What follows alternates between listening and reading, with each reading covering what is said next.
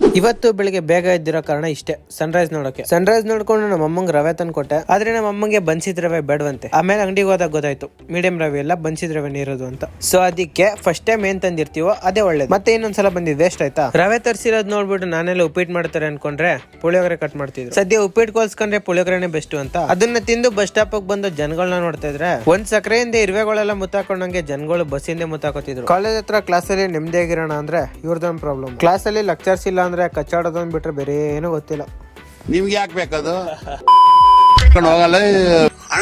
So ಆಮೇಲೆ ಎಲ್ಲ lectures ಇಲ್ದೇ ಇರ್ಬೇಕಾದ್ರೆ ಹೊರಗಡೆ ಹೋಯ್ತು. ಬೆಳಗ್ಗೆ ಎದ್ದಿದ್ದು ಕ್ಲಾಸ್ ಮುಗಿಸ್ಕೊಂಡು ನಾನು ನಮ್ಮ ಹುಡುಗರೆಲ್ಲ ಊಟ ಮಾಡೋಣ ಅಂತ ಬಂದು.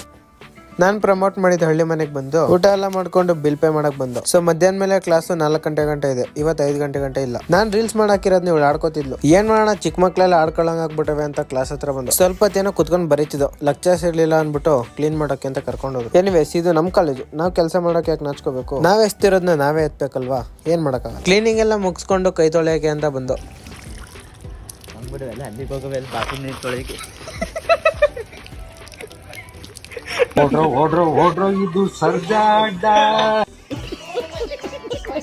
ನಾನ್ ನೀರ್ ಹರ್ಚಿದ ಕೊಪ್ಪಕ್ಕೆ ಬರ್ತಾರ 3 ಜನದ ಮೇಲೆ ನೀರ್ ಹರಿಸ್ತವನೆ.